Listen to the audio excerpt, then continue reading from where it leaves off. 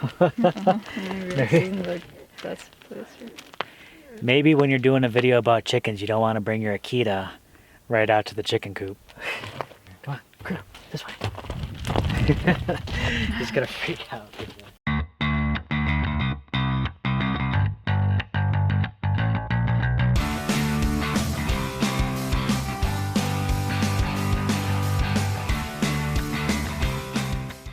Wow!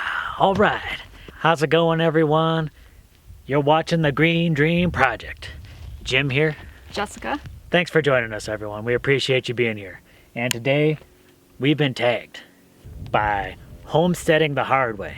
He had a question saying, like, you guys are getting started on the homestead. He was wondering what types of animals we're going to have out here, what breeds, and why we're going with that.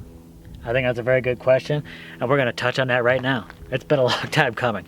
By the way, if you have not checked out the channel Homesteading the Hard Way, please do. It's a great channel. They're very knowledgeable.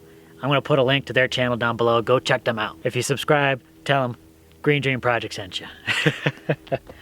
All right. What are we talking about first? Well, I think now's a good time to talk about this. We just did a video about some of our future plans in the homestead. Animals are part of that plan. You absolutely can homestead without animals. Our main purpose of having animals on the homestead is to make it more productive.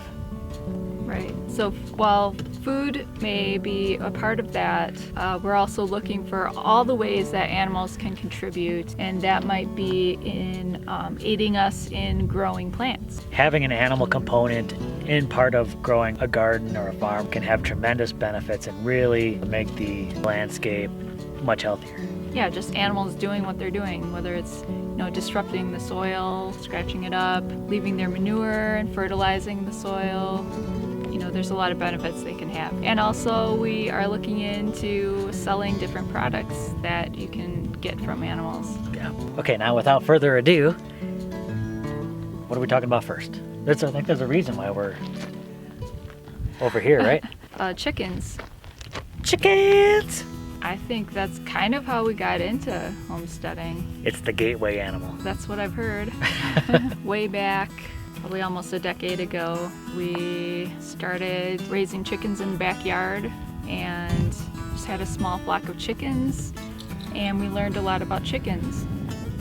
So that, I'd say, is definitely a type of animal that we're going to have out here on our homestead. Yeah, so be careful if you get chickens. It's the gateway animal. You're gonna get chickens, then you're gonna start growing things, and then before you know it, you live on the middle of nowhere in the desert. Maybe not the desert, but you might start homesteading. When we were doing the backyard chickening, yes, chicken raising, the chickening, we had 6 different breeds just to get a feel for the different types, but we did learn a lot, and we're going to be looking at breeds that are good egg layers, that are good foragers, that are going to be scratching around and eating insects and things like that. Breeds that are heat tolerant, because it can get hot here in the summer. So it's probably going to be smaller breeds. Leghorns might be a good candidate. What about the foghorns? Foghorn leghorn? I do like the Americanas, and we still have one, and she lays those bluish colored eggs, which I'm wondering if that might be a good thing to sell at a farmer's market. Especially around here, people in that area, they like kind of different things. She's saying the Bisbee people are weird. They're a fun group. Those are a couple of the breeds we're looking at for chickens. Speaking of chickens, if you really want to learn a lot about chickens and see chicken videos, definitely check out Chickenlandia. That's another great channel. I'm going to shout out their channel while we're talking about chickens. Okay, we're going to take you on location to where each of these animals may end up being. So why are we over here at the greenhouse? If you watched our 2019 goals video, we talked about some of our future plans. One of those plans is building a greenhouse. It's gonna be a little bit more epic than this thing. But in this area. And some of the animals we have planned are going to be working in conjunction with what we're doing in the greenhouse. So one of those animals is ducks. It's gonna be part of our duckwaponics system. Duckwaponics. We talked a little bit about that Go check out that video. Yeah. But ducks are good egg layers as well. Maybe even better than chickens. Larger eggs.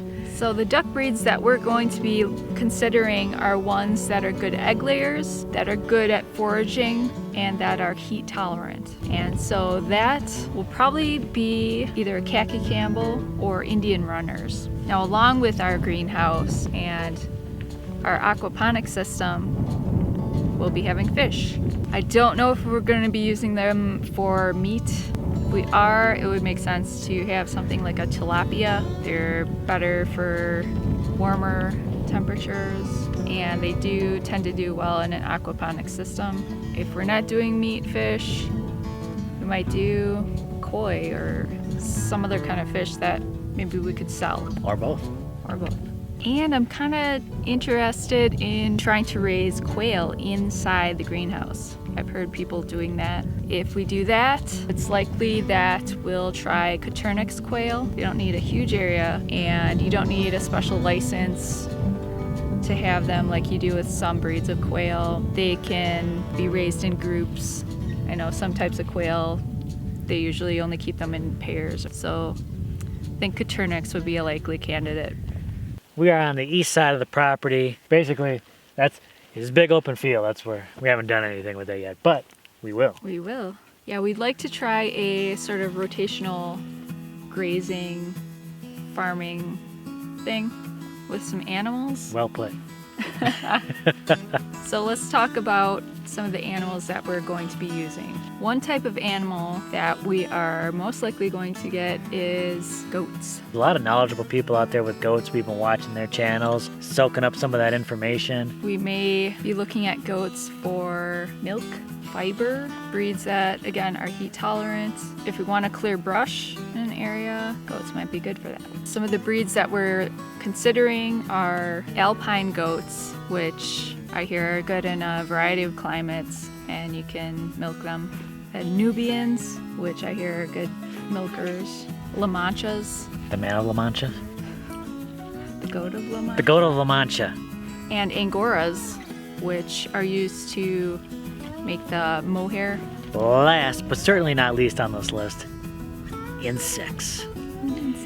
Now, that's not something you might normally consider as a livestock type thing, but we are definitely putting some thought into the insects that we're trying to cultivate out here. Mm-hmm. And I know a lot of farms do beekeeping, so I think that would be something worthwhile looking into, trying. For the honey, the wax, maybe some of the products that we can sell from that. And then, of course, for their pollination effects and freaking you out when they land on you. Ah! Don't freak out.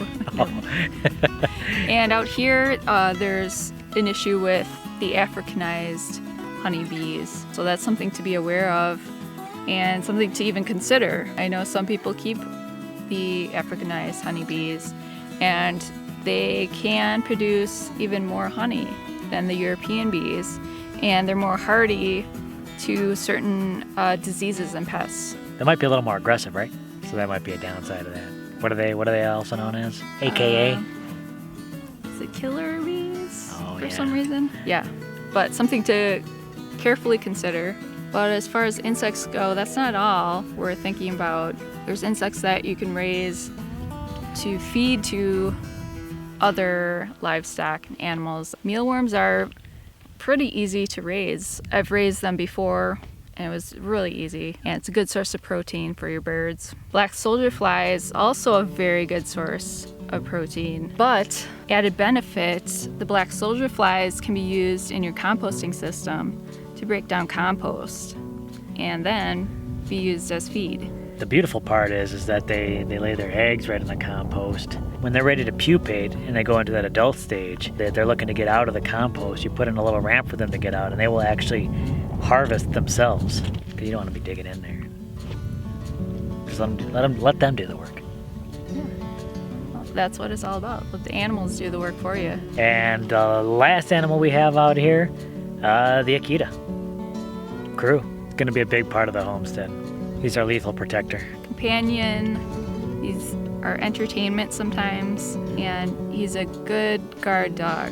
guards us from leaving for sure. Yeah, that's true. He will go after anything. He doesn't care what Yeah. it is. Big, small.